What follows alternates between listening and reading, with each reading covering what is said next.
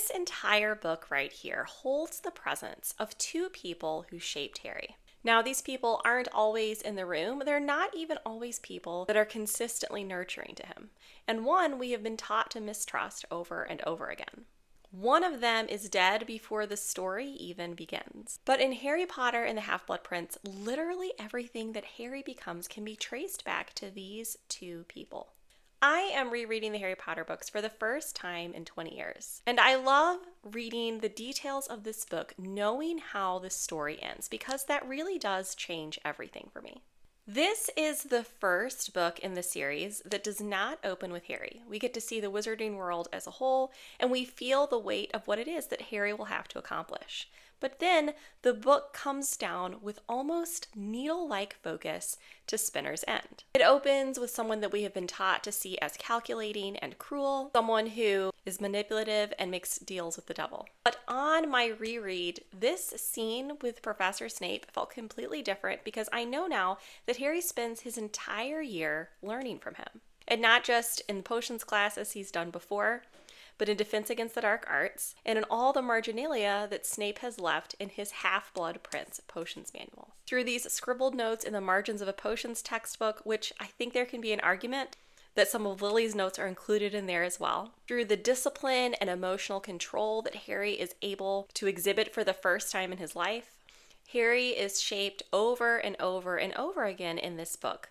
by Snape. And at the same time, nearly every single adult who has shaped Harry over this series, from Slughorn in this book to the Dursleys at the very beginning of book 1, anyone who has protected him or taught him or changed the direction of the war shares a connection with someone else. Someone whose absence is louder than anybody's single presence. This is a book that is saturated with the idea of inheritance, and it teems with loyalties that were formed long before Harry even stepped foot into Hogwarts. And realizing that there are two people that shaped Harry, this entire book changed for me, because those two people obviously are Severus Snape and Lily Potter. And at its heart, The Half-Blood Prince is the story of what it means to be formed by two people that you didn't choose. In so many ways, this is the whole series. This inheritance and the decision of how you make your own identity from that inheritance. So as I mentioned at the beginning, this is the only book where we don't get to see Harry in the first chapter. We have the wizarding world as a whole at the beginning, and then we come to Spinner's End. Now, throughout this series, we've seen Severus pretty much exclusively through Harry's point of view. He is a strict, unfair teacher who shows definitive favorism. But in Spinner's End, we get to see him in a completely different way.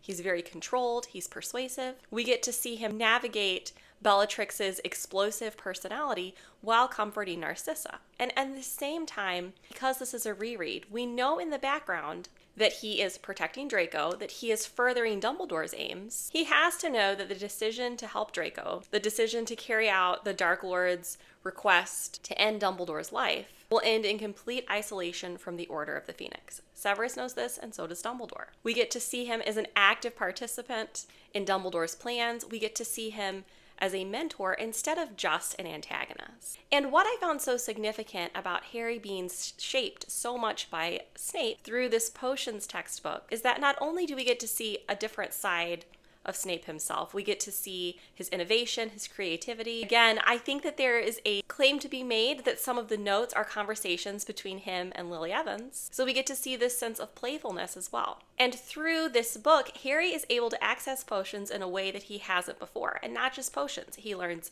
spellcraft, he learns nonverbal spell work, and I'm thinking about the Bezoar right now, he even learns strategic thinking.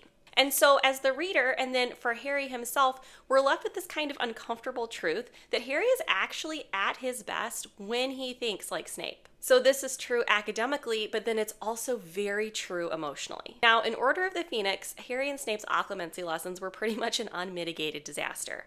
But in Half-Blood Prince, we get to see the result of those lessons, even when I think Harry is not aware of it. So when Scrimgeour shows up to the Burrow to try to convince Harry to make some appearances for the Ministry, Harry responds in a completely different way than he would have before. Harry is a Gryffindor, there's no doubt about it, and Harry's big emotions, his sense of bravery and loyalty can run away from him.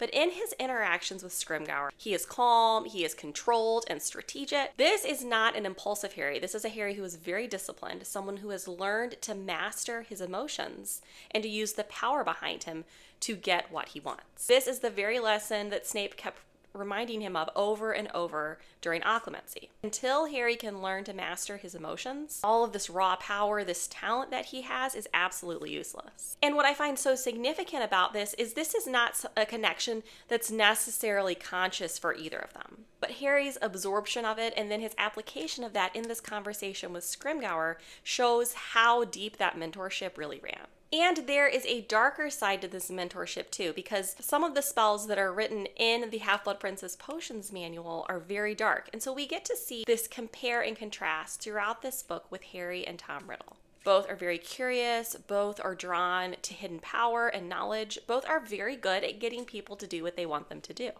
And so Harry using the Sectum Sempra spell, even though he didn't know what it was at the time, touches on this kind of dark vein that does run through Harry. When he uses this spell, he feels powerful, he feels very strong and in control of the situation. And I think that's one of my favorite things about this book, is that it shows the dark arts as something that's not necessarily monstrous, but it's something that's personal and quiet.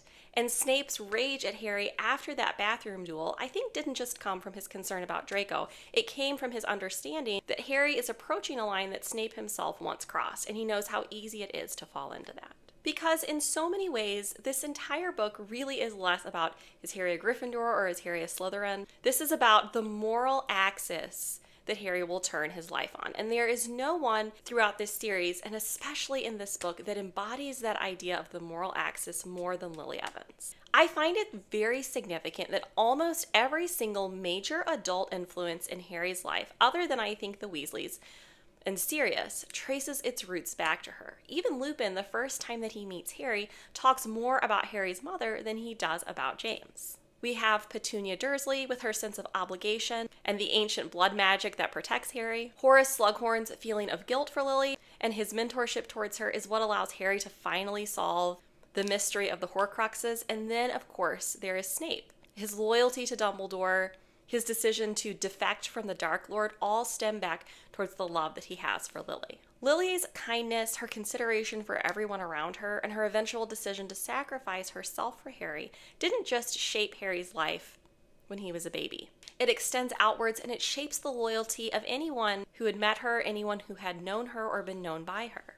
And this love forms the inheritance upon which Harry can choose the identity that allows him to diverge from Voldemort. And again, in this book, one of the things that we see is this theme of inheritance, especially this theme of pure-blooded inheritance. The storyline of the Gaunts is so significant when you place it up against Harry's backstory, and when you place it up against Draco's backstory, because Draco himself becomes much more of an actor in this book than he has in the previous 5 books. So the Gaunts have this pure blood ideology. They really are the source of Voldemort's self-hatred. Their obsession with their own purity really leads them to live in this filthy house. They are unable to actually improve their lives in any significant way because of their fixation upon this one thing that they've determined makes them worthy. And then we see Draco, who is crushed under these dark expectations, feeling like he has to live up to the loyalties that his father has pledged, and being put in a truly impossible situation. So against these two storylines, the storyline of the Gaunts and the storyline of Draco, we see Harry. And this book, in so many ways, is where Harry begins to really integrate all these different parts of his inheritance to become who he truly is, with the significant addendum that it is him that is making these choices over and over again. Now, I don't think we can talk about identity without talking about Albus Dumbledore, because Dumbledore himself is the first person who reminded Harry that it's Harry's choices that make him who he really is. It's these choices that give him his identity, not an inheritance that he might have from Slytherin or even one that he might have from his parents. And in this book, Dumbledore is truly, I think, the most transparent that he has ever been. I was surprised on my read-through of this series how ambivalent I really felt about Dumbledore. And I think that's meant in this book. Dumbledore is very manipulative. He has a kind and compassionate heart, but he is also very good at knowing what will motivate people to help him reach his own ends. And so I loved in this book how we got to see Dumbledore change. At the end of the 5th book, he admitted the mistakes that he had made in his relationships with Harry. And now he has made different choices. And if someone as old and as wise as Albus Dumbledore can admit to those mistakes and change, it really gives weight to this theme throughout the book, that it is your choices that allow you to become who you are.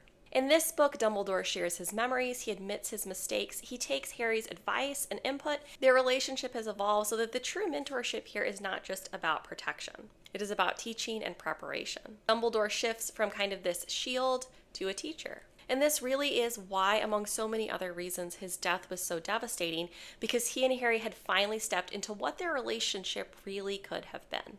And we got to see that for such a short period of time before it ended. And so this book really, at the end, and honestly throughout the book, has this sense of loneliness to it. So most definitely loneliness for Harry at the end of this book. But throughout this, everybody is alone. Draco is alone in the room of requirement. Snape is alone in his double loyalties. Dumbledore is alone in the curse that he knows that will kill him. Harry is alone in his knowledge that he is the savior of the wizarding world. Harry Potter is a series about how the hero becomes a hero. And so this book really is the end of that childhood journey for Harry. The protection fades, his isolation really sharpens, but in the middle of that, his identity solidifies. As throughout this series, Harry carries so many different pieces of the people that he loves and the people who have loved him. In so many ways, Harry didn't choose a lot of these mentorships, he didn't choose a lot of these relationships in his life, but they form him anyway. I am so excited to start reading The Deathly Hallows now that I have finished Half-Blood Prince. I'd love it if you would go ahead and follow along with me, and let me know in the comments if you felt the tone shift in this book as significantly as I did. Thank you so much for watching, and I hope that you have a wonderful day.